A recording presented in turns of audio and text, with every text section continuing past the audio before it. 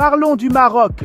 La plupart des gens imaginent les souks de Marrakech, les montagnes de l'Atlas, ou un pays fondé sur l'agriculture et le tourisme. Mais cette image est en train de changer, et vite. Le Maroc se transforme discrètement, passant d'une terre d'orange et de riad à une nation qui fabrique des voitures, des pièces d'avion et de l'électronique. Ce n'est pas une simple mise à jour, c'est une refonte économique totale. Imaginez un agriculteur construisant un vaisseau spatial. Ambitieux, mais ça marche. Depuis des années, le Maroc prépare le terrain pour devenir un acteur industriel.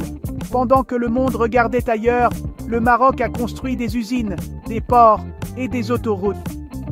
Le résultat? Une transformation qui fait tourner les têtes en Europe et en Afrique.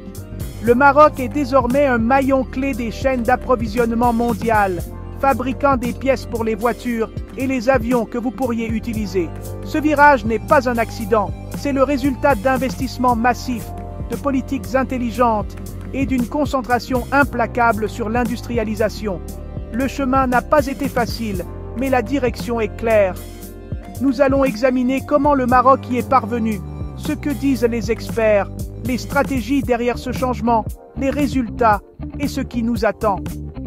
L'essor industriel du Maroc est l'une des histoires économiques les plus fascinantes de notre époque.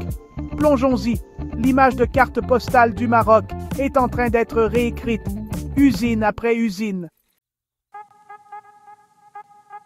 Il y a seulement 15 ans, l'économie marocaine était une toute autre histoire. L'agriculture était reine, de bonnes pluies signifiaient la prospérité, la sécheresse signifiait la crise. La plupart des emplois étaient peu rémunérés et saisonniers, liés à la terre.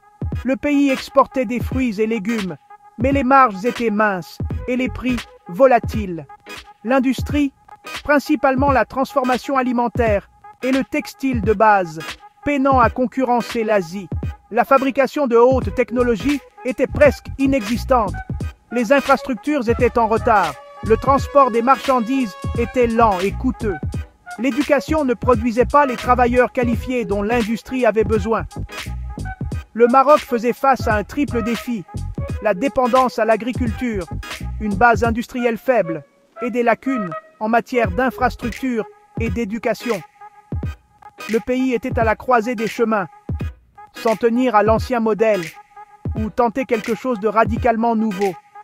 Pour créer des emplois et réduire la vulnérabilité, le Maroc avait besoin d'un changement économique drastique. Les enjeux étaient élevés, mais la nécessité de changer était claire. Le prochain chapitre allait exiger des décisions audacieuses, et c'est exactement ce qui s'est passé. Avançons rapidement jusqu'à aujourd'hui. Un important think tank britannique vient de publier un rapport approfondi sur la transformation du Maroc. Leur verdict? Le Maroc a réussi une profonde transformation économique. Le pays est passé de l'agriculture et des biens de faible valeur à des industries sophistiquées comme l'automobile et l'aérospatiale. Ce n'est pas de la chance, c'est le résultat d'une stratégie à long terme dirigée par l'État. Les exportations marocaines dans les secteurs à forte valeur ajoutée ont explosé. Les voitures sont désormais le premier produit d'exportation. Le port Tanger-Med est un atout logistique majeur, connectant le Maroc au commerce mondial. Le rapport salue l'ambition et la cohérence du Maroc, mais note que des défis subsistent. Toutes les régions n'ont pas bénéficié également, et l'innovation locale reste en retrait. Néanmoins, le Maroc est désormais considéré comme un modèle de développement industriel dans la région. Dans un monde de pessimisme économique, l'histoire du Maroc se distingue. Comment le Maroc a-t-il fait? La transformation repose sur 5 piliers. Premièrement, la diversification économique. Le Maroc a ciblé des industries à fort potentiel, automobile, aérospatiale, électronique, et a activement attiré des géants mondiaux comme Renault, Stellantis et Boeing. Deuxièmement, des investissements massifs dans les infrastructures. Le port Tanger-Med est devenu l'un des plus grands de la Méditerranée, et de nouvelles autoroutes, ainsi que le premier train à grande vitesse d'Afrique, ont connecté les pôles économiques. Troisièmement, un environnement 5 étoiles pour les investisseurs. des zones franches spéciales, des allègements fiscaux et des réglementations simplifiées ont fait du Maroc un aimant pour l'investissement étranger. Quatrièmement, les compétences et l'innovation. Le Maroc a réformé la formation professionnelle, s'associant à l'industrie pour produire des techniciens et des ingénieurs qualifiés, tout en favorisant la numérisation et l'éducation technologique. Cinquièmement, l'intégration stratégique mondiale. Des accords de libre-échange avec l'UE, les États-Unis et les pays africains ont transformé le Maroc en une plateforme d'exportation pour plus d'1 milliard de consommateurs. Ces piliers fonctionnent ensemble. Des infrastructures de classe mondiale attirent les investisseurs qui ont besoin de travailleurs qualifiés, qui bénéficient d'un accès aux marchés mondiaux. Le résultat ? Le Maroc est maintenant un hub commercial et industriel pour l'Afrique et au-delà. Cela ne s'est pas fait du jour au lendemain. Ce fut une construction patiente et stratégique.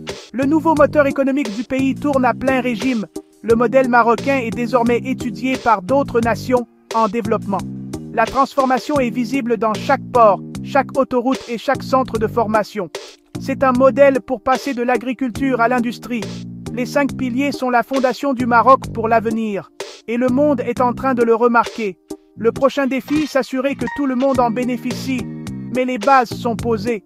La métamorphose du Maroc est réelle et continue. L'histoire est loin d'être terminée. La prochaine phase sera encore plus ambitieuse. Le Maroc est prêt. Et vous?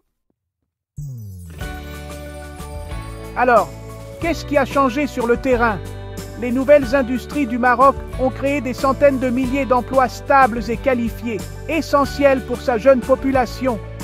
Les usines sont des moteurs de mobilité sociale, offrant de meilleurs salaires et une plus grande sécurité. Les exportations automobiles sont désormais en tête des classements, dépassant les secteurs traditionnels comme les phosphates et l'agriculture. Les exportations aérospatiales sont également en hausse, rendant le Maroc moins vulnérable aux fluctuations des matières premières. De grands noms comme Renault et Boeing ont attiré un réseau de fournisseurs, créant un cercle vertueux d'investissement et de croissance de l'emploi. La réputation du Maroc a changé, d'une source de main-d'œuvre bon marché à une base industrielle crédible. Cette nouvelle image attire encore plus d'investissements, y compris dans la technologie et les services. La fierté nationale monte en flèche alors que les produits Made in Morocco atteignent le monde entier. La transformation est visible dans les usines, les ports et la vie de milliers de familles. Le Maroc a prouvé qu'avec de la vision et des efforts, un véritable changement est possible. Les résultats ne sont pas que des chiffres, ils changent des vies et le monde regarde. Mais des défis subsistent. La croissance industrielle est concentrée le long de la côte atlantique, laissant d'autres régions derrière et risquant des divisions sociales. Une grande partie de l'industrie marocaine assemble encore des designs étrangers. L'innovation locale est limitée. Pour monter en gamme, le Maroc a besoin de plus d'investissements dans la recherche, l'enseignement supérieur et l'entrepreneuriat. L'énergie est un autre obstacle. Les usines ont besoin d'électricité, mais le Maroc dépend des combustibles fossiles importés, ce qui le rend vulnérable et soulève des préoccupations environnementales. Accélérer le passage aux énergies renouvelables, comme le solaire et l'éolien, est essentiel pour la durabilité. Il y a aussi la dépendance aux investissements étrangers et aux marchés d'exportation, en particulier l'Europe. Les ralentissements économiques mondiaux peuvent frapper durement les usines marocaines. La construction de chaînes d'approvisionnement locales résilientes et la diversification des exportations sont essentielles pour la stabilité future. La machine industrielle est forte, mais elle doit être à l'épreuve des chocs. Relever ces défis définira le prochain chapitre du Maroc. La transformation est impressionnante, mais inachevée. Les prochaines étapes sont cruciales. Et après ? Les dirigeants marocains préparent déjà le prochain bond, vert et numérique. Le pays vise à devenir un producteur et exportateur majeur d'énergie renouvelable et d'hydrogène vert, alimentant ses industries de manière durable. L'économie numérique est en plein essor, avec une scène de start-up grandissante à Casablanca et Rabat. L'objectif, créer une véritable Startup Nation, générant des emplois à forte valeur ajoutée et de l'innovation pour le Maroc et l'Afrique. Le tourisme se tourne vers des expériences durables et à plus forte valeur, tandis que l'agriculture évolue vers des pratiques plus intelligentes et économes en eau. Le Maroc veut monter en gamme dans chaque secteur. L'ambition, être la porte d'entrée de l'Afrique pour l'investissement, le commerce et le savoir-faire. Les banques et les entreprises marocaines se développent déjà sur tout le continent. En adoptant l'énergie verte, la transformation numérique et un leadership régional, le Maroc vise à être plus qu'une puissance industrielle. Il veut être un hub clé pour l'Afrique du XXIe siècle. La prochaine décennie sera décisive. L'histoire du Maroc est encore en train de s'écrire et le monde observe attentivement.